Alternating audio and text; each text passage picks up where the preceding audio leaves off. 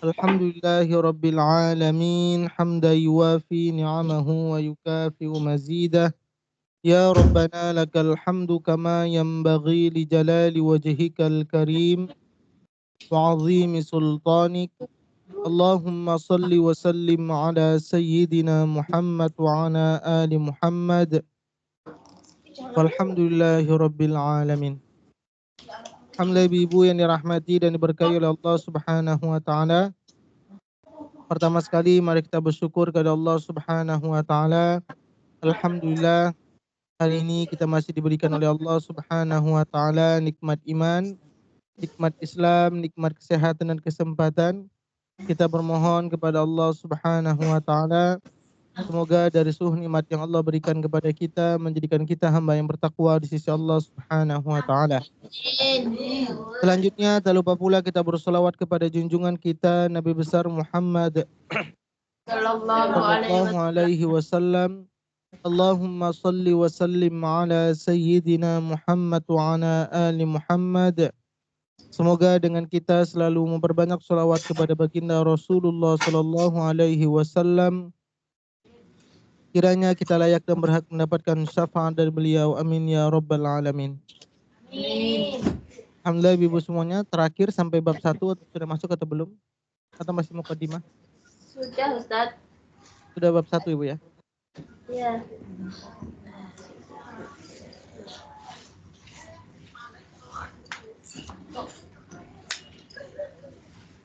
Sekarang masuk bab kedua. Oh, bab 1 sudah selesai bu ya? Sudah.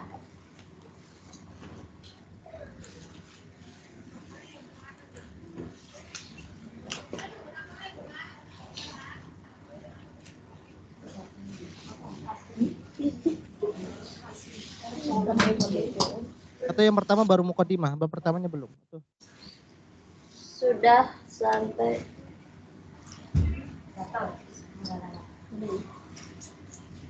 Masih ingat sampai mana ibu tandanya? Khairukum man ta'alama Qur'anal wa 'alama.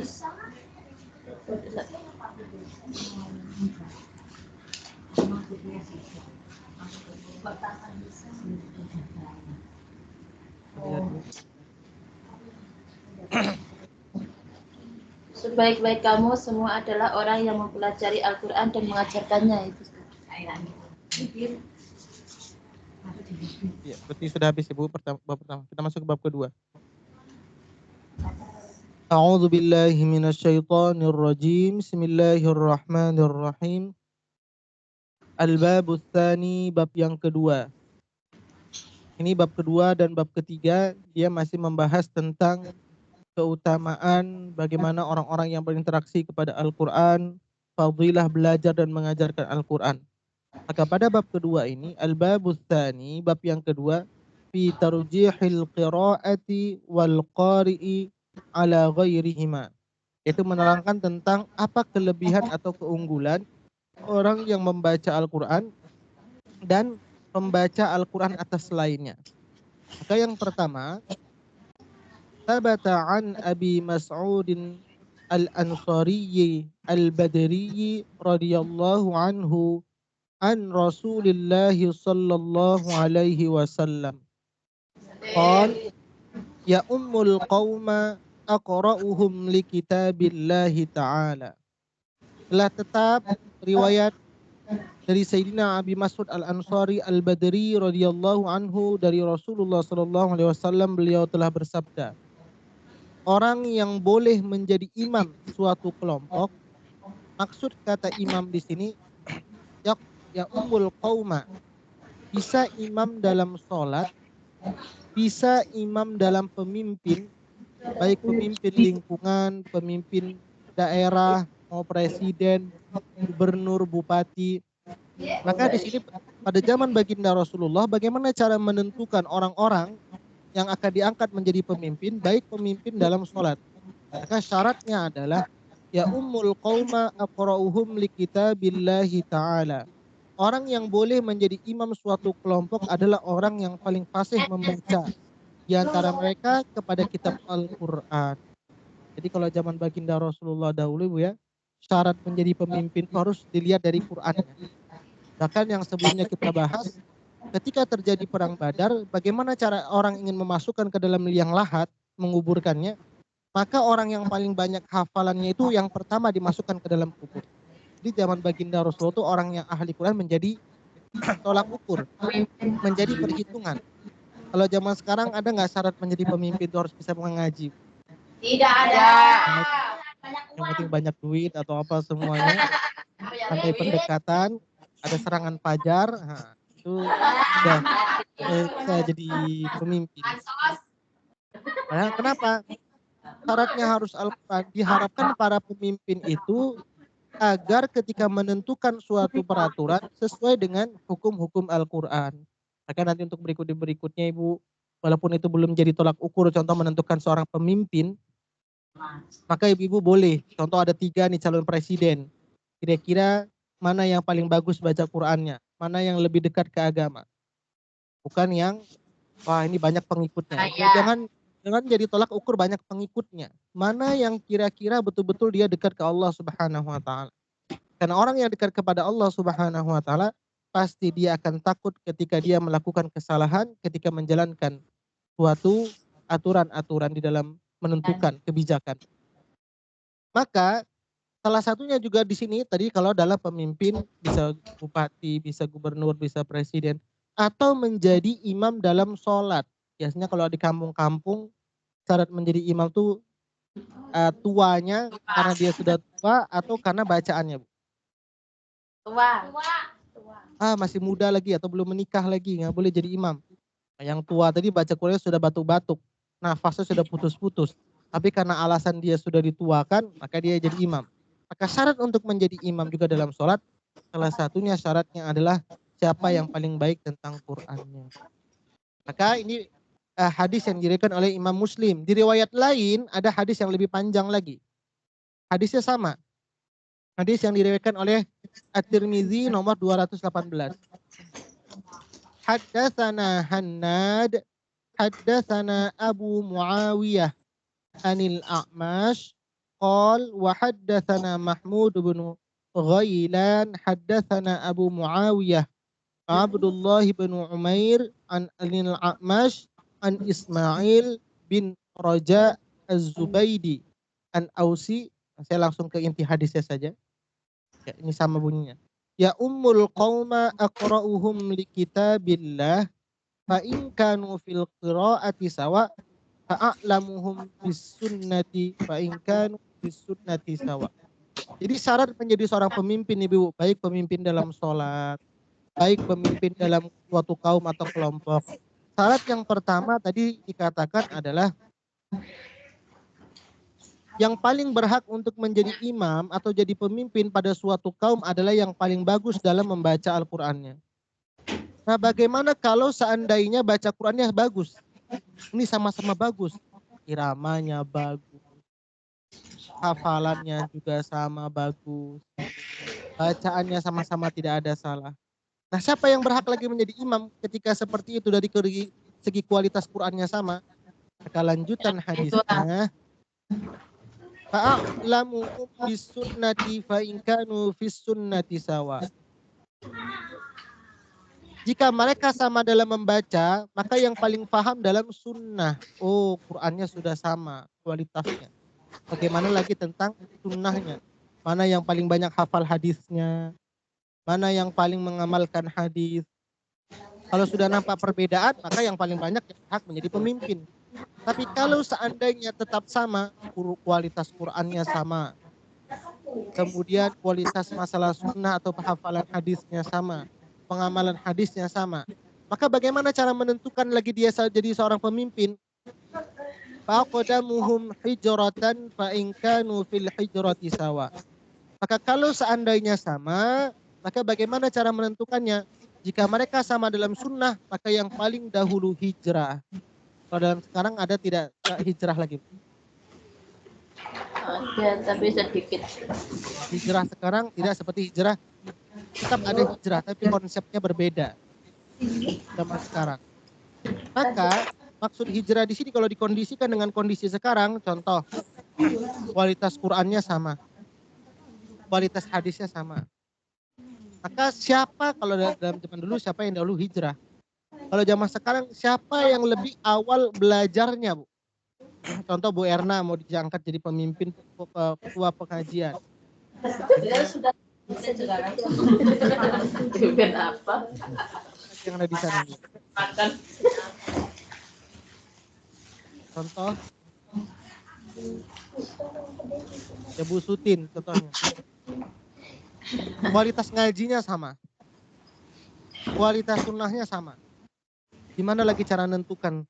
Maka dilihat siapa yang lebih awal dahulu belajarnya. Oh Bu Erna atau Bu Erna lebih awal mengajinya 1 hari dibandingkan Bu Sutin. Maka Bu Erna yang lebih berhak untuk jadi ketua. Nah zaman baginda Rasulullah dulu seperti itu. Siapa yang dahulu hijrah ke Madinah, maka dia yang berhak untuk menjadi seorang pemimpin. Oh kalau mengajinya sama juga gimana? Masuk mengajinya sama. Belajar ngaji, kualitas ngajinya sama, kualitas hadisnya sama, mulai belajarnya juga sama. Maka yang terakhir, aqdamahum hijratan fa in kanu fil hijrati sawak akbaruhum sinnan wa la yu'ammur rajulu fi sultani. Maka kalau seperti itu bagaimana? Baru dilihat siapa yang paling tua umurnya. Oh contoh Bu Erna dengan Bu Sutin beda 1 menit, maka yang lebih awal lahir 1 menit itulah yang jadi pemimpin. Jadi seperti itu ya cara menentukan pemimpin pada masa baginda Rasulullah. Usia itu nomor terakhir karakternya. Bukan oh dia yang paling tua lah dia jadi pemimpin, tidak. Maka yang paling banyak kualitas Qur'annya. Kalau sama juga lihat bagaimana pengamalan hadisnya, siapa paling banyak hadis. Kalau sama juga siapa yang lebih dahulu awal mereka hijrah. Kemudian kalau sama juga hijrahnya baru dilihat siapa yang lebih tua dari segi umurnya. Kira-kira kalau udah sampai tahapan 4 tadi pasti sudah ketemu perbedaan. Paling tidak dari lahirnya mungkin ada yang beda 1 detik, beda 1 menit. Cara menentukan pemimpin pada masa baginda Rasulullah, baik pemimpin dalam sholat maupun pemimpin dalam suatu kaum. Kemudian akbaruhum sinnan wala yu'ammur rajulu fi sultanihi wala yujlasu ala takrimatihi fi baitihi illa biiznihi qala Mahmud bin Ghailan. Jika mereka sama dalam hijrah maka yang paling tua umurnya. Maka berikutnya ini adalah penjelasan tentang adab juga. Janganlah seseorang menjadi imam dalam kekuasaan orang lain. Jadi jangan menjadi imam dalam kekuasaan orang lain. Contohnya bagaimana? Oh, saya main ke rumah siapa aja? Saya main ke rumah Bu Mariati. Ya, saya main ke rumah Bu Mariati, tiba-tiba saya sholat di masjidnya Bu Mariati waktu sholat maghrib lah contoh. Begitu saya dengar sholat, ini imamnya bacaannya rusak sekali, bacaannya salah. Apakah saya selaku pendatang, saya ini bertamu nih ke kampungnya Bu Mariati, saya pendatang. Apakah semena-mena orang nggak kenal saya langsung maju ke depan menggantikan dia menjadi imam? Baik nggak seperti itu? Tidak baik. Enggak. Maka walaupun bacaan imam tersebut belum baik, karena statusnya saya pendatang tidak dikenal oleh orang, maka saya tidak boleh semena-mena langsung maju ke depan menggantikan. Kenapa? Karena itu adab lebih diutamakan orang tempatan. Itu yang pertama. Jadi kalau saya main ke rumah ibu-ibu di Jawa sana, tiba-tiba saya sholat di masjid dekat kampung ibu-ibu, aduh imamnya ini bacaannya kayak mana, akhirnya saya maju saja. Itu nggak boleh. Harus nanti kalau sana ingin maju, harus ada izin dari warga setempat. Janganlah seorang menjadi imam dalam kekuasaan orang lain. Dan jangan duduk di tempat keistimewaannya di rumah kecuali dengan izinnya. Juga nggak boleh ibu-ibu tiba-tiba masuk. Contoh ibu main ke rumah ibu yang lain. Main ke rumah ibu, biasa karena sudah teman dekat ya Bu ya. Biasa kalau sudah teman dekat, biasa langsung nyelonong ke dapur ya Bu ya. Ada yang mau makan ambil. Itu biasa kalau teman dekat gitu Bu ya. Iya nih kayak itu. Bertamu. Oh, kayak secara adab, kita tidak boleh masuk, bahkan tidak boleh duduk di sofa, di kursi, sebelum ada izin dari tuan rumah. Jangan langsung dodol langsung masuk duduk. Ada makanan langsung dimakan. Walaupun teman dekat, tetap harus jaga adab. Kenapa? Dikhawatirkan ketika kita duduk di kursinya, ada salah satu kursi yang disukainya untuk duduk. Kan biasa ada orang ya Bu ya, kalau rumah tuh ada tempat-tempat yang suka dia duduknya. Saya suka duduknya di pinggir, sehingga kursi itu menjadi kesukaannya ketika duduk. Maka itu juga tidak diperbolehkan. Kapan kita boleh duduk ketika bertamu ke rumah orang lain? Setelah ada izin di mana kita boleh duduk. Oh Ibu, silakan duduk di sebelah sana Ibu. Nah, baru duduk. Kalau nggak disuruh duduk gimana Ustaz? Berdiri saja? Ya berdiri saja Ibu. Sampai ada perintah. Nah itulah adab yang harus kita jaga ketika kita bertamu ke rumah orang lain.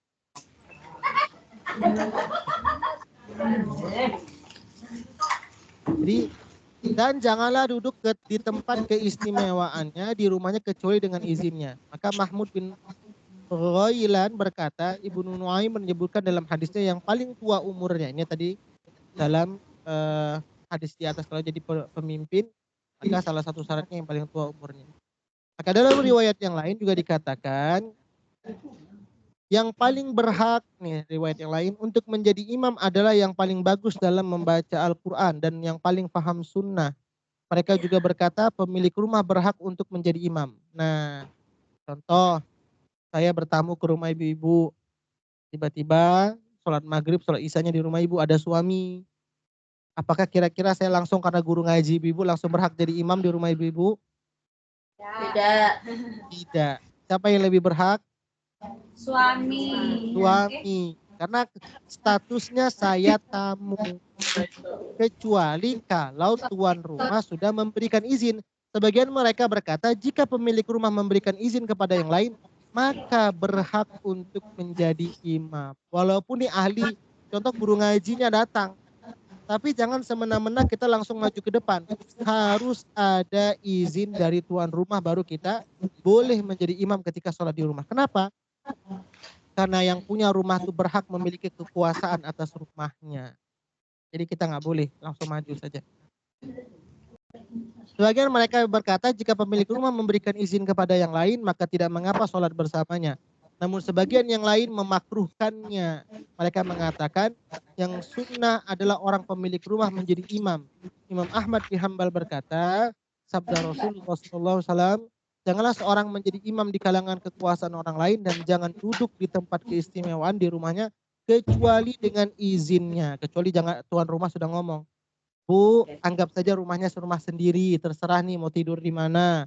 Mau kalau sudah makan, terasa lapar silakan ambil sendiri. Kecuali sudah ada kata-kata seperti itu. Nah, jangan rumah orang dianggap rumah sendiri. Seperti itu Bu ya. Kecuali sudah ada kata-kata tadi. Bu, anggap saja rumah sendiri. Kalau rumah sendiri gimana Bu? Berarti habis makan cuci piring ya Bu ya? Nggak usah. Taminya ngepel rumah berarti Bu ya? Kan rumah sendiri ya Bu ya? Sudah, silakan ngepel dulu. Makan masak dulu. Kan rumah sendiri ya Bu ya? Kalau rumah sendiri kan seperti itu Bu ya? Nah ini bercanda saja. Jadi kecuali kalau dari tuan rumahnya sudah ada kata-kata ya sudah terserah. Kapan mau selera makan silakan ambil. Terserah mau tidur di mana. Kalau sudah ada kata-kata seperti itu maka kita diperbolehkan masuk dimanapun atau makan kapan. Tapi bukan maksudnya kalau misalnya rumah sendiri habis makan cuci sendiri. Kan kalau rumah sendiri habis makan cuci sendiri Bu ya. Ya. Jadi maksud di sini ketika sudah ada izin dari tuan rumah baru kita diperbolehkan. Jika mengizinkannya maka saya berharap itu izin untuk semuanya. Kemudian ini pendapat bolehnya mengimami sholat jika diizinkan oleh pemilik rumah. Jadi ini bagian dari adab ketika bertamu, adab juga ketika kita berkunjung kepada orang lain, bagaimana posisi ketika menjadi imam, atau bagaimana cara memilih pemimpin ketika dalam suatu lingkungan masyarakat. Di hadis pertama ini bisa dipahami Ibu? Silakan yang bertanya dulu. Sebelum kita masuk hadis kedua. Saya mau tanya. Atau pengalaman Ibu ketika bertamu gimana?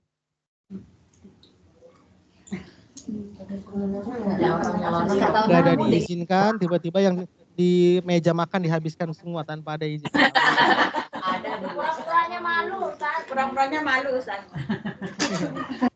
Kalau orangnya nggak ada.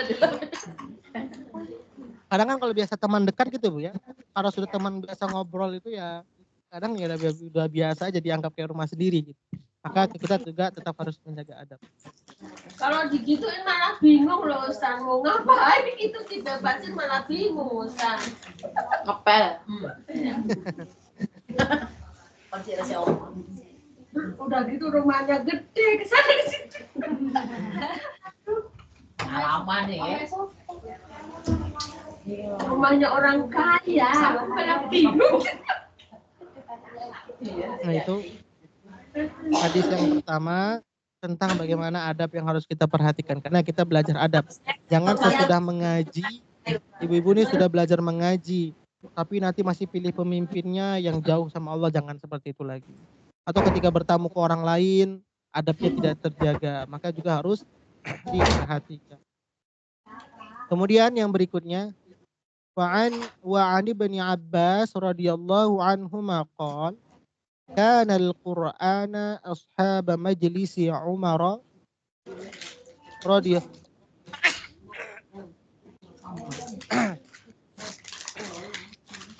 Mohon maaf ini agak flu Ibu. Iya, Ustaz. Kana al-Qur'anu mana Ibu? Dingin juga.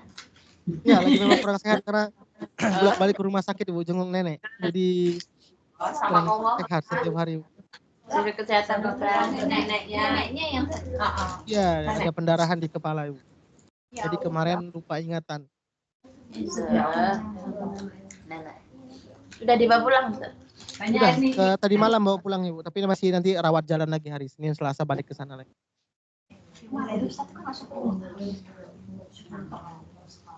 Kita lagi. Wa ani bani Abbas radhiyallahu anhuma qala kana al-qurra'u ashab majlisi Umar radhiyallahu anhu wa musyawaratihi kahulan kanu aw syubbanan. Dan diriwayatkan dari Sayyidina Ibnu Abbas radhiyallahu anhuma beliau berkata, adalah para pembaca Al-Quran, para sahabat yang dekat dengan majelis Sayyidina Umar radhiyallahu anhu dan para pemberi nasihat kepada beliau. Maksudnya apa di sini? Pada masa Khalifah Umar bin Khattab ibu, bagaimana tim musyawarah beliau ketika beliau menjadi seorang pemimpin? Kalau sekarang mungkin bahasanya dibilang anggota dewan. Tahu anggota dewan itu caleg-caleg? Biar aku baca modul kan. Tahu anggota dewan Ibu? Tahu Ustaz DPR. Caleg Ibu ya. Nah, DPR. Tapi enggak kenal satu cuma tahu judulnya dong. Ya. Nah, pada masa Khalifah Umar bin Khattab, syaratnya juga menjadi tim penasehat, tim musyawarahnya, maka orang yang paling dewasa antara umurnya 30 sampai 50 tahun dan atau para pemuda. Juga syaratnya adalah mereka para ahli Al-Quran. Di samping para ahli Al-Quran juga dilihat dari umurnya. Jadi kalau sekarang kan yang sering serangan pajar tuh apa Ibu? Caleg atau apa semua serangan pajar kemana-mana. Jangan seperti itu. Tetap cek bagaimana. Kalau orang udah seperti itu berarti kan dia sudah menyogok, itu nggak boleh. Ar-rashi wal murtashi finnar. Yang menyogok dan terima sogokan, masuk neraka itu bahasanya. Kalau dulu saya sering didatangi harus dikasih amplop itu. Ya terima Ya. Siang tapi serangan siang ya. Di sama jatuh-jatuhnya itu kadang sampai 3-4 itu saya datang. Oh iya. Didatangi rumahnya satu-satu dikasih Suruh nyoblos ya Bu ya. Iya. Tapi saya nggak datang. Kalau di situ saja dia sudah bisa berani mempermainkan uang, apalagi nanti ketika menjadi pemimpin Ibu. Itu makanya kita harus betul-betul ketika nanti berikutnya Ibu 5 tahun ke depan, cari betul-betul pemimpin itu bukan yang gampang menyogok orang lain. Nah, nanti kalau dia punya salah, hakim-hakim pun semua ketika dia melakukan kesalahan bisa disogoknya. Ini dia betul kepal hukum. Maka tidak boleh. Kemudian wa sayati fil babi ba'da hadza ahaditsu tadkhulu fi hadzal bab. Nah, maka nanti pada bab ketiga juga masih ada kaitannya dengan bab kedua ini. Kemudian dan akan datang penjelasan pada bab setelah ini masih terkait dengan bab pada bab kedua. Wa'lam annal madhhab as-sahih al-mukhtar alladhi 'alaihi man yu'tamadu alaihi minal ulama annal qira'atal Qur'an afdal min tasbihi wat tahlili wa ghairihima minal azkar. Ada nggak ibu-ibu yang punya amalan mungkin sholawatnya sekian ratus kali, kemudian tasbih tahlilnya sekian ribu kali, ada nggak ibu? Ada Mbak Rini, Mbak Erna. Atau Ada di antara ibu-ibu nggak sempat punya amalan tasbih, nggak sempat punya amalan sholawat, tapi punya amalan mengaji saja, nggak sempat berzikir. Ada tidak ibu? Ada ngaji colak-colak.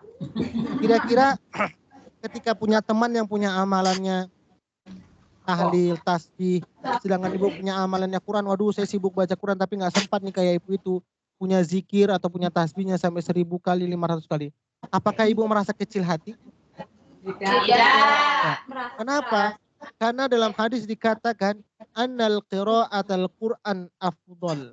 Seutama-utamanya zikir, seutama-utamanya tasbih, seutama-utamanya tahlil adalah membaca Quran. Jadi Quran itu di atas dari tasbih, tahlil dan zikir. Kenapa? Karena nama lain juga dari Quran itu adalah az-zikr, zikir. Jadi sebenarnya dengan ibu membaca Quran itu ibu sedang berzikir, dan zikir kualitas tertinggi itu adalah baca Quran. Karena annal qira'atul Quran afdal min tasbihi wat tahlili wa ghairihima minal azkar. Dan ketahuilah bahwa mazhab pendapat yang paling dipilih, yang paling sahih, yang berpegang teguh kepada kalangan ulama kepada pendapat tersebut, yaitu bahwa membaca Al-Quran itu lebih utama dibandingkan bertasbih dan bertahlil dan selain keduanya dari berzikir.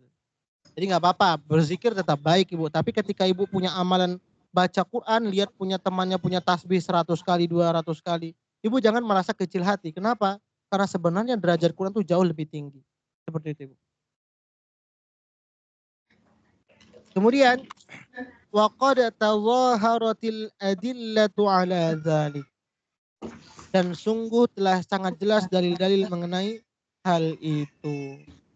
Ini sampai bab kedua, habis bab kedua. Silakan ada yang mau tanya ibu tentang bagaimana keunggulan. Jadi pada zaman baginda Rasul itu orang yang ahli Quran itu menjadi syarat untuk menentukan dalam segala hal.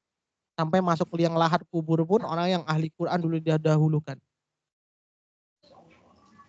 Kalau zaman sekarang tidak menjadi syarat utama ya Bu ya. Kalau zaman baginda Rasul syarat utama tuh harus semuanya terkait dengan Quran. Mau jadi apa, lihat bagaimana kualitas Quran. Ada pertanyaan lagi Bu? Kalau tidak ada kita lanjutkan bab ketiga. Masih ada waktunya Bu ya di sana? Masih Ustaz. Jam berapa maghrib di sana Bu? Sudah maghrib tapi Sudah maghrib. enggak.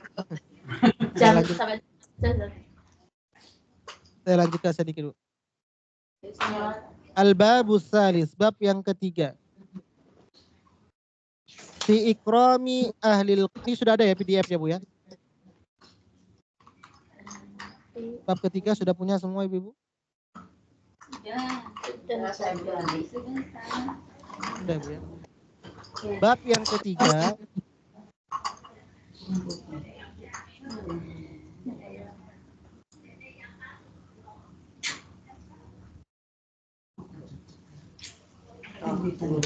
Ya Allah.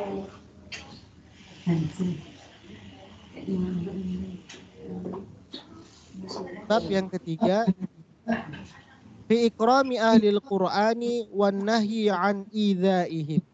Menerangkan tentang memuliakan para ahli Quran dan dilarangan dalam menyakiti mereka. Jadi dalam hadis itu ya, kalau seandainya ada seseorang ingin memuliakan ahli Quran, sebelum orang itu sampai memuliakan ahli Quran, maka Allah lebih dahulu memuliakan orang yang ingin memuliakan tersebut.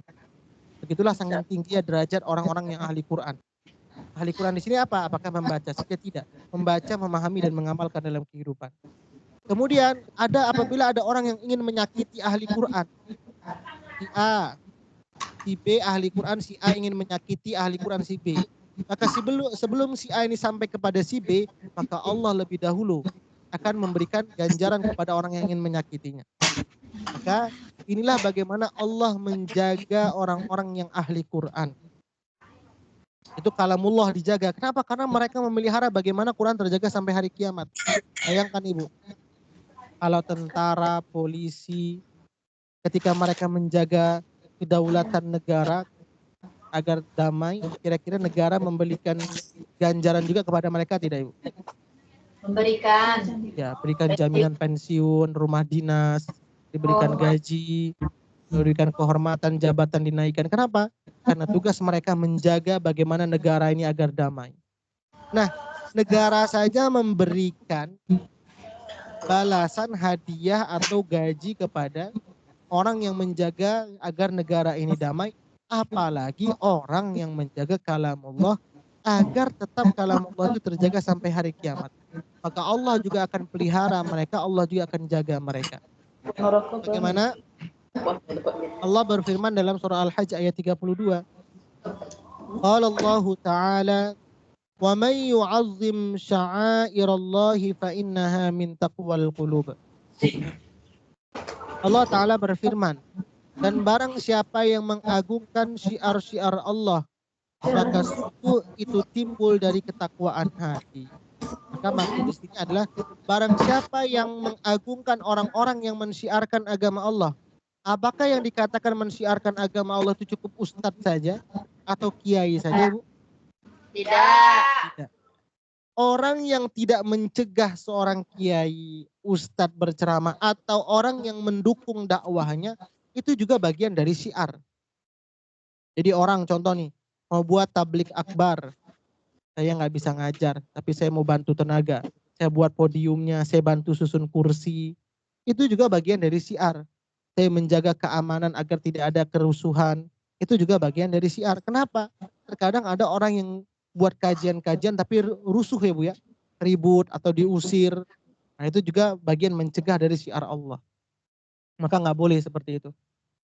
Atau kalau ada Allah sedikit belikan rizki, ada tablik akbar. Saya mau sumbang 1 kotak air mineral. Itu juga bagian dari mensyiarkan agama Allah Subhanahu wa Ta'ala. Jadi bukan dikatakannya mensyiarkan tuh harus berada di atas mimbar saja ceramah. Tidak. Ketika kita mendukung bagaimana berjalannya, mensyiarkannya sampainya agama Allah di tengah-tengah masyarakat, itu juga bagian dari mensyiarkan agama Allah. Maka ini orang yang seperti itu harus kita jaga, harus kita muliakan. Kemudian di ayat berikutnya Al-Hajj ayat 30, waqala Allah Ta'ala, "Wa man yu'azzim hurumatillahi fahuwa khairul lahu 'inda rabbih." Dan Allah Ta'ala berfirman, dan barang siapa mengagungkan apa-apa yang dihormati di sisi Allah, maka itu adalah lebih baik baginya di sisi Tuhannya. Jadi siapapun yang mengagungkan, menjaga ustadz atau memuliakan kiai, menjaga tempat-tempat syiar agama, contoh bagian masjid kita jaga, kita agungkan, maka itu dikatakan adalah lebih baik baginya ganjaran di sisi Allah Subhanahu wa Ta'ala, pahala bagi mereka. Karena kalau seandainya contoh para kiai ulama ditindas, dikriminalisasi, dimasukkan penjara, siapa lagi yang akan menyampaikan agama Allah? Para pesantren-pesantren ditutup, maka agama Allah tidak akan sampai nanti di tengah-tengah masyarakat. Maka itu juga bagian dari mensyiarkan. Wa qala ta'ala wakhfidh janahaka lil mu'minin. Dan Allah Ta'ala berfirman, dan berendah dirilah kamu terhadap orang-orang yang beriman. Maka di sini juga dikatakan, kita tidak boleh menyombongkan diri terhadap orang-orang yang beriman. Orang-orang yang dekat kepada Allah Subhanahu wa Ta'ala. Maka orang-orang yang paham agama, kita tidak boleh sombong kepada mereka.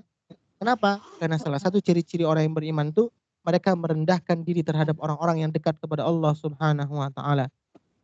Maka dalam surah Al-Ahzab, walladzina yu'dzunal mu'minina wal mu'minati bighairi maktasabu faqad ihtamalu buhtanan wa itsman mubina. Dan Allah Ta'ala berfirman, dan orang-orang yang menyakiti orang-orang mukmin. Jadi kalau seandainya ada orang-orang yang menyakiti orang-orang beriman, orang-orang yang mensyiarkan agama Allah Subhanahu wa Ta'ala, dan mukminat, baik laki-laki maupun perempuan, tanpa kesalahan yang mereka perbuat, nggak ada kesalahannya, tiba-tiba ceramah diusir atau disakiti, maka sesungguhnya mereka telah memikul kebohongan dan dosa yang nyata di sisi Allah Subhanahu wa Ta'ala. Kan sempat ramai loh ya, ulama dikriminalisasi, benar ya Bu? Benar. Nah, itu nggak boleh seperti itu. Maka orang yang seperti itu telah memikul kebohongan dan mereka telah melakukan dosa-dosa yang nyata. Ini jadi dalil bagaimana kita harus memuliakan orang-orang yang dekat kepada Allah Subhanahu wa taala. Jangan sakiti mereka. Ketika kita memuliakan mereka, maka Allah akan memuliakan kita. Ketika kita ingin menyakiti mereka, sesungguhnya juga Allah akan menyakiti diri kita. Itu bagaimana penjagaan Allah terhadap orang-orang yang dekat kepadanya, orang-orang yang beriman kepadanya. Maka wa fil babi hadis Abi Mas'ud Al-Ansari wa hadis Ibnu Abbas al-muqaddimani fil babi tsani. Dan di bab ketiga ini mencakup pula hadis Sayyidina Abi Mas'ud Al-Ansari dan hadis Sayyidina Ibnu Abbas yang terdahulu. Itu pada uraian bab kedua. Ini maksudnya, Bu. Yang tadi saya jelaskan bagaimana juga ketika pada masa baginda Rasulullah, Quran itu menjadi tolak ukur untuk menentukan seseorang itu menjadi pemimpin, menjadi imam. Kemudian dengan Quran tersebut mereka menjaga adab-adabnya juga ketika bertamu ke rumah orang lain. Bagaimana kalau tidak boleh diperbolehkan duduk, jangan duduk, dipersilahkan dahulu. Kemudian ketika bertamu ke rumah orang lain, kalau tidak dipersilahkan jadi imam, jangan kita jadi imam.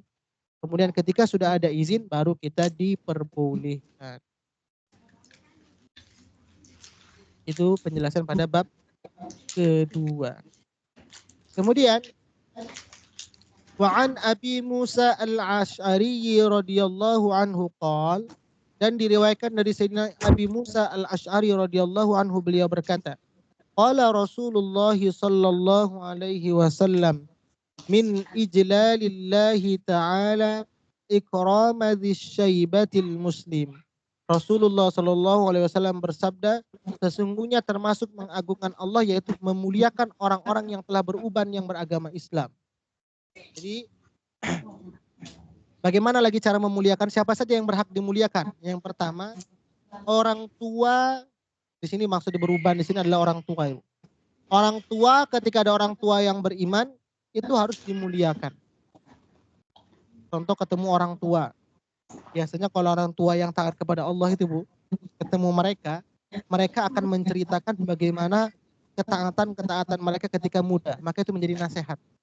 Maka apa yang harus kita lakukan ketika bertemu dengan orang tua yang umurnya mungkin sudah 80, 90, dia beriman dan taat kepada Allah, maka yang pertama mintalah nasihat dari mereka. Ini kalau orang tua yang beriman. Ada nggak ibu-ibu yang masih ketemu orang yang usianya 80 atau 90? Ada. Nenek saya. Ya, nenek saya juga umurnya segitu.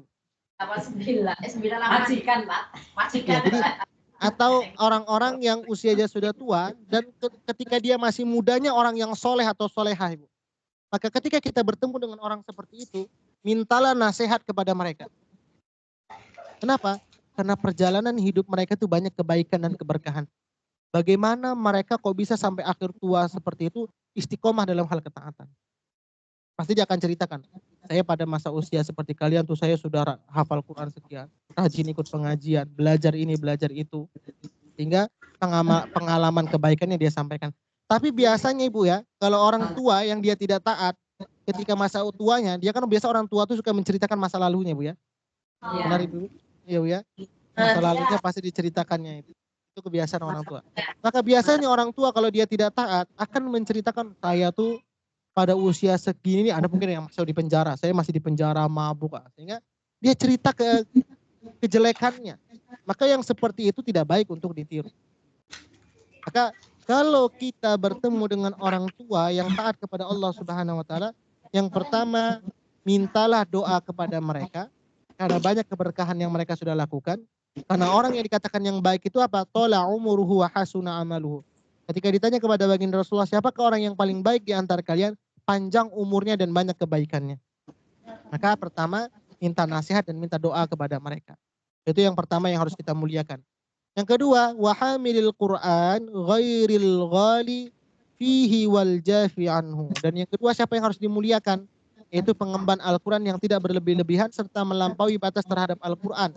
Maksudnya apa? Orang-orang yang ketika dia tahu Quran itu harus diamalkan, dia pahami, dia sesuai ajaran-ajaran kandungan Al-Quran, maka orang yang seperti itu harus dimuliakan. Tidak bergeser dan menyimpang jauh dari Al-Quran. Dan orang yang belajar Quran tapi menyeleweng dari ajaran Quran, maka itu tidak harus dimuliakan. Jadi ini maksudnya bahwa ada dua yang harus kita muliakan. Yang pertama tadi orang tua yang taat kepada Allah, kemudian orang ahli Quran. Kemudian yang ketiga, siapa yang harus kita muliakan? Wa ikrami dzis sultanil muqsiti, yaitu penguasa yang adil. Jadi kalau seandainya ada pemimpin yang adil, pemimpin yang beriman, itu harus dihormati, Bu. Maka ketika ditanya, kalau seandainya ada satu doa di dunia ini yang diijabah Allah Subhanahu wa taala, maka apa yang harus kita minta, Ibu? Apa mau jadi orang kaya, punya rumah yang besar? Apa yang mau diminta, Ibu? Agar anak jadi soleh atau soleha? Soleh. Kalau di dunia ini cuma ada satu doa yang diijabah, apa yang diminta, Ibu? Selamat dunia akhirat.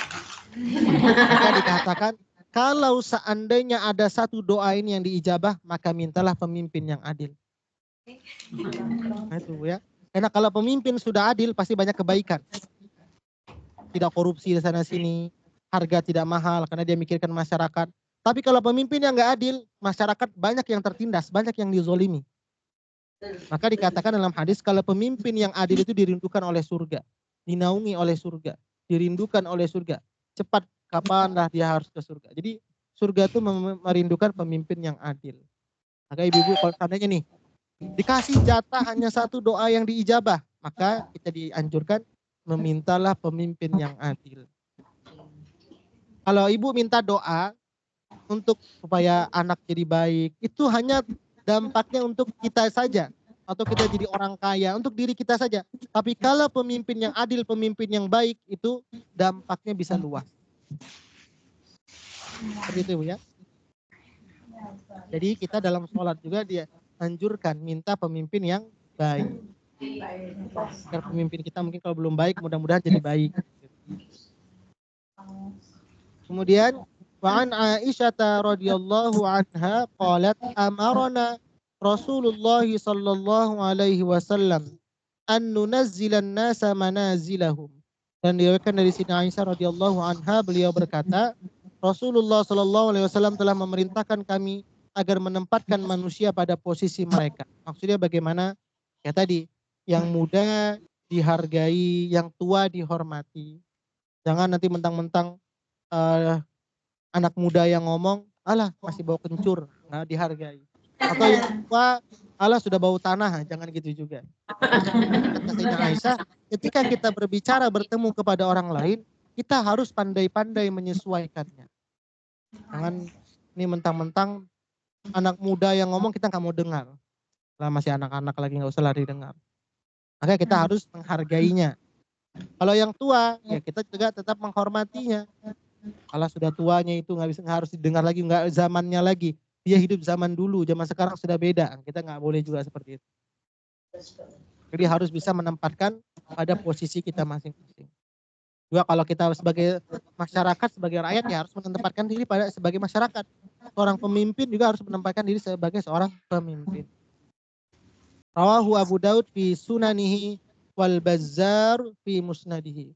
Dan diriwayatkan oleh Imam Abu Daud di kitab sunan beliau dan Imam Al-Bazzar di kitab sunan musnad beliau. Kemudian qala al-Hakim Abu Abdillah fi ulumil hadis wa hadis hasan, hadis sahih.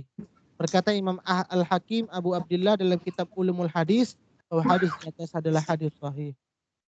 An Jabir bin Abdillah radhiyallahu anhu anna an-nabiy sallallahu alaihi wasallam kana yajma'u baina ar-rajulaini fi qatl al-Uhud. Ini. Dan diriwayatkan dari Sayyidina Jabir bin Abdullah radhiyallahu anhu bahwa Nabi sallallahu alaihi wasallam menggabungkan antara dua lelaki pada perang Uhud. Jadi ketika perang Uhud, Ibu ya, karena banyak yang syahid, maka cara menguburkannya itu, Bu, satu liang lahat itu lebih dari satu orang. Contohnya saja waktu COVID, Ibu. Waktu COVID itu ada nggak, Bu, yang satu lubang lahat itu sampai berapa orang masuk di dalamnya, Bu? Ada. Ya. Banyak. Ada satu liang lahat itu 5 dimasukkan pakai alat berat. Pas COVID. Ya, waktu COVID itu kan banyak sampai meninggal ratusan bahkan ribuan. Jadi ketika saking banyaknya kewalahan kalau dikuburkan satu-satu, maka dibuat lubang besar dimasukkan banyak-banyak langsung ramai-ramai. Maka begitu juga pada perang Uhud, yang syahid pada perang Uhud, Maka ketika itu baginda Rasulullah mengatakan ketika ingin memasukkan dalam liang lahat yang sama, maka ditanya, "Tsumma yaqul ayyuhuma aktsaru akhdha lil Qur'an." Kemudian beliau menyabdakan, yang mana dari dua orang tersebut yang paling banyak menguasai Al-Qur'an? Maka fa idza usyira ila ahadihima qaddamahu fil lahdi. Maka yang paling banyak menguasai Al-Qur'an dialah yang berada di depan dalam liang kubur. Dimasukkan ke dalam kubur pun itu menentukan dari kualitas Qur'annya juga. Kenapa? Agar cepat dia menerima pahala kebaikan yang pernah dia lakukan ketika di dunia. Itulah jadi dikatakan kenapa orang belajar Quran itu menjadi orang yang terbaik. Karena pada masa baginda Rasulullah itu semua menjadi tolak ukur dalam setiap sisi lini kehidupan. Ya, insya Allah kita juga kalau ingin menjadi orang baik, maka dekatlah kita dengan Wa Nabi Hurairah radhiyallahu anhu an Rasulillah sallallahu alaihi wasallam. Inna Allah azza wa jalla qala man adza li waliyan faqad adzantuhu fil harbi. Dan diriwayatkan dari Sayyidina Abu Hurairah radhiyallahu anhu dari Rasulullah sallallahu alaihi wasallam. Beliau bersabda, sesungguhnya Allah azza wa jalla berfirman, siapa saja yang menyakiti waliku, maka sesungguhnya aku telah memaklumkan kepada orang itu untuk berperang. Jadi kita nggak boleh Bu ya menyakiti para ulama. Sesungguhnya ketika kita menyakiti para ulama, kita mengajak perang dengan Allah. Kira-kira kalau kita perang dengan Allah bisa menang nggak Ibu? Tidak. Sama juga dalam Quran, orang yang melakukan riba itu fa illam taf'alu fa'zanu biharbin minallahi wa rasulih dalam Quran. Orang yang melakukan riba itu sama dia melakukan mengajak perang dengan Allah dan Rasulnya. Kira-kira kalau Ibu ngajak perang dengan Allah dan Rasulnya bisa menang nggak Ibu? Tidak. Jadi orang yang melakukan riba itu seperti itu, mengajak perang dengan Allah dan Rasulnya. Bahkan dosa riba yang paling kecil apa Ibu? Apa Menggauli dosa riba? ibunya. Nah, seperti orang yang menggauli ibunya. Nah, itu dosa riba paling kecil. Maka, ini sama juga seperti orang yang menyakiti para wali itu sama juga orang yang mengajak berperang dengan Allah Subhanahu wa taala. Fathabata fi sahihaini anhu sallallahu alaihi wasallam man shalla subha fahuwa fi zimmatillahi taala. Maka kalau kita juga ingin dapat perlindungan atau jaminan Allah Subhanahu wa taala, salah satunya bagaimana kita juga menjaga salat kita. Fala yatlubannakumullahu bisyai'in fi zimmatihi. Maka kalau seandainya Allah sudah menjamin dalam kehidupan kita, maka tidak akan bisa siapapun yang akan mengganggu dari jaminan Allah Subhanahu wa taala. Wa'anil imamaini jalilaini Abi Hanifah wa Syafi'i rahimahullahu qol, dan diriwayatkan dari dua imam yang mulia yaitu Imam Abu Hanifah dan Imam Asy-Syafi'i rahimahullah, beliau berdua berkata, in lam yakunil ulama'u awliya Allahi falaysa lillahi waliyun. Jika ulama itu bukan para wali Allah, maka Allah tidak memiliki wali pun. Karena para ulama itu adalah wali-walinya Allah, perwakilan Allah. Maka dikatakan al ulama warasatul anbiya, para ulama itu adalah warisnya para Ulama. Maka dalam hadis berikutnya, i'lam ya akhi waffaqanallahu wa iyyaka limardatihi wa ja'alana mimman yakhshahu wa yattaqihi haqqa tuqatih. Dan berkata Al-Imam Al-Hafiz Abu Al-Qasim Ibnu Asakir rahimahullahu taala, ketahuilah wahai saudaraku, semoga Allah memberikan taufik kepada saya dan kepada Anda kepada keridhoannya, dan menjadikan kita termasuk orang-orang yang takut kepadanya dan bertakwa kepadanya dengan sebenar-benar takwa. Jadi takwa sebenar-benar takwa, maksudnya menjalankan ketaatan dengan sebaik-baik. Annal luhumal ulama masmumatun wa adatullahi fi hatski astari muntasisihim ma'lumatun. Bahwa daging-daging para ulama itu beracun. Jadi kalau kita menyakiti para ulama itu kembalinya kepada diri kita. Dan kebiasaan Allah dalam merobek, menyingkap tabir-tabir penutup orang-orang yang mencela para ulama itu adalah hal yang pasti. Jadi kalau seandainya Ibu kita menyakiti para ulama, orang-orang yang dekat dengan Allah, maka itu balasannya langsung Allah akan balas di dunia. Wa anna man atlaqa lisanahu fil ulama'i bithalji batalahu Allahu ta'ala qabla mautihi bimautil qalbi. Maka juga orang yang suka menyakiti para ulama, Allah akan matikan hatinya sebelum kematian yang asli, kematian yang nyata.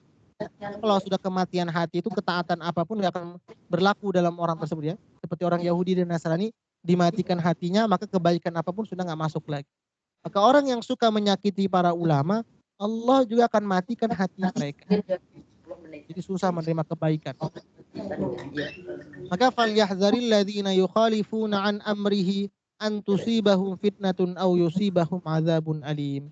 Maka hendaklah orang-orang yang menyalahi perintahnya takut akan ditimpa cobaan dan ditimpa azab yang pedih. Jadi itu juga Bu ya. Orang yang suka menyakiti ulama itu juga akan ditimpa cobaan, ditimpa juga azab yang pedih oleh Allah Subhanahu wa taala. Maka inilah ayat-ayat dan hadis bagaimana tentang larangan menyakiti para ulama dan bagaimana kita juga menghormati dengan orang-orang yang cinta terhadap Al-Qur'an. Ini bab 2 dan bab 3. Insya Allah nanti di pertemuan berikutnya kita akan masuk kepada bab keempat. Sudah ada bab 4 filenya Ibu?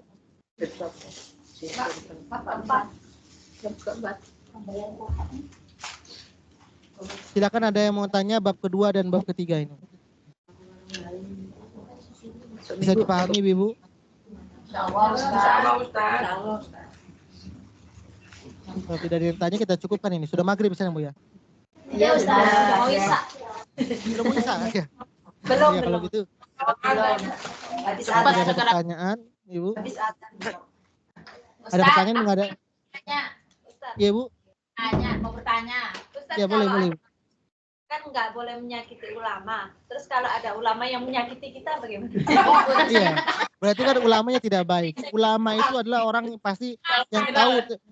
Ulama itu adalah orang yang takut terhadap perintah Allah. Ada mungkin dia disebut orang ulama, tapi sebenarnya secara keilmuan dia secara akhlak tidak ulama. Kan ulama itu namanya harus menjaga akhlaknya, ucapannya. Yang namakan ulama itu innama yakhshallah min ibadihil ulama. Yang dikatakan ulama itu dia takut terhadap segala sesuatu melanggar atas perintah Allah Subhanahu wa taala. Kalau seandainya dia mengatakan ulama tapi dari sikapnya nggak baik, ucapannya nggak baik, itu belum ulama itu. Hanya sebutan manusia aja saja ulama. Tapi secara ketentuan Allah belum dikatakan ulama lagi. Pernah makan dari ulama? Berarti boleh menyakiti kita ya Ustaz? Enggak boleh. Kan adab itu lebih di atas ilmu Ibu. Beradab itu adab. Jadi kalau ulama yang baik itu tidak akan mungkin dia menyakiti orang lain. Iya, benar. Itu baru ulama. Nanti pada bab keempat Ibu, itu akan ditanya bagaimana yang dikatakan seorang guru, dikatakan bagaimana adab seorang murid, salah satunya ulama, bagaimana sikap mereka, bagaimana ucapan mereka terhadap murid-murid mereka, itu nanti diatur semua. Jadi bukan semena-mena kita menghina, apalagi kan namanya murid harus memberikan contoh yang terbaik kepada murid. Masa dia memberikan yang tidak baik, menghina. Kita lebih tua. Iya, Bu. Terima kasih Ustaz. Ya, ada lagi pertanyaan Bu? Sudah Ustaz. Ya, kalau tidak ada ini saja Ibu Bu. Mohon maaf ya agak flu juga. Ada lagi Ustaz. Ibu, ya boleh Bu. Ah. Di zaman sekarang itu kan banyak itu yang mengaku ulama, tapi sebenarnya itu bukan ulama Ustaz, atau cuma pakaiannya aja ulama, tapi secara adab dia barbar, itu bagaimana menyikapi Ustaz? Ya. Kalau kita melihat surah Fatir ayat 32, orang yang dekat dengan Quran itu terbagi kepada 3 Ibu. Yang pertama, wa minhum zalimul li nafsi. Ada orang yang tahu agama tapi hidupnya bertentangan dengan apa yang dia ketahui. Maka orang yang seperti itu nggak boleh dicontoh Ibu. Yang kedua, ada orang yang tahu agama, ibadah jalan, maksiat jalan. Ada juga yang seperti itu. Nah, mana yang harus kita ikuti? Itu yang ketiga kata Quran. Faminhum sabiqum bil khairati biiznillah. Kalau seandainya dikatakan orang ulama itu ya tadi, dia tahu tentang kebaikan, kemudian dia berusaha mengamalkan dalam kehidupan. Itu yang harus kita ikuti. Maka itulah kita harus berbedakan antara pengetahuan dengan ilmu. ada orang, contoh ibu, lampu merah, tahu apa tuh tugasnya lampu merah ibu? Kalau lagi di jalan? Rambu-rambu. Ya, kalau ada lampu merah kita harus ngapain ibu? Berhenti. Tahu ibu-ibu semua ya?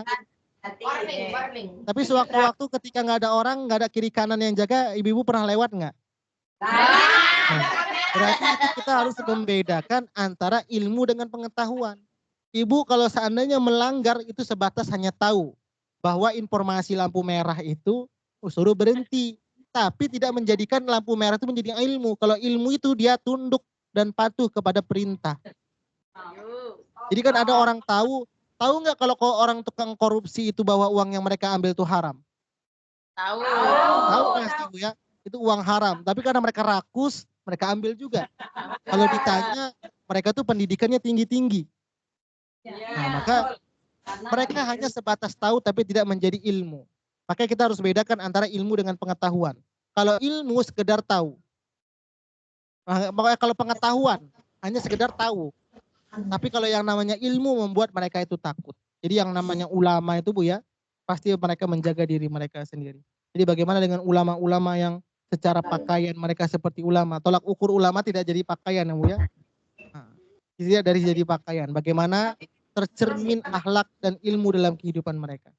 Terus bagaimana kita menyikapi seandainya di sekitar kita ada yang orang yang kayak gitu, harus dituruti bahwa dia menganggap bahwa dia paling baik, paling benar dan paling pintar. Itu bagaimana kita menyikapinya Bu?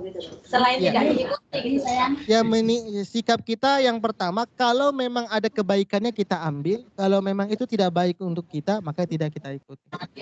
Sikap kita hanya seperti itu saja Bu. Ya. Kalau baik kita ikuti, kalau nggak baik ya kita tidak usah ikuti. Karena setiap orang tuh seburuk-buruknya pasti ada kebaikannya. Sebaik-baik orang pasti ada kesalahannya. Namanya manusia seperti itu. Tempatnya salah. Sebaik-baik manusia pasti ada kesalahannya. Seburuk-buruknya manusia pasti ada sedikit kebaikan yang pernah dia lakukan. Bagus, terima kasih. Oke, kalau tidak ada lagi Bu, ini saja untuk menjalankan ibadah sholat maghrib dan isya. Saya tutup dengan doa yuk. A'udzu billahi minasy syaithanir rajim. Bismillahirrahmanirrahim. Alhamdulillahi rabbil alamin. Hamdan yuwafi ni'amahu wa yukafi'u mazidah. Ya Rabbana lakal hamdu kama yanbaghi li jalali wajhikal karim wa azimi sultanik. Allahumma salli wa sallim ala sayyidina Muhammad. Allahumma rahamna bil Qur'an. Allahumma ij'alna min ahli al-Qur'an.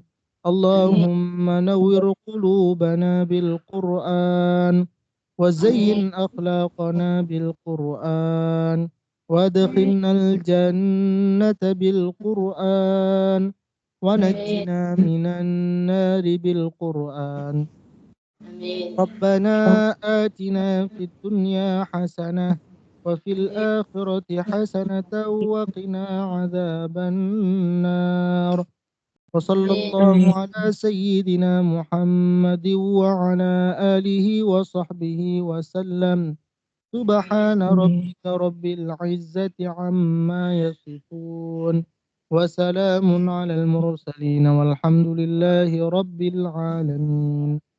Alhamdulillah, ini saja yang dapat saya sampaikan, lebih kurang mohon maaf. Assalamualaikum warahmatullahi wabarakatuh. Waalaikumsalam warahmatullahi wabarakatuh. Sini ikut ke Hongkong ya. Ikut ke Hongkong ya.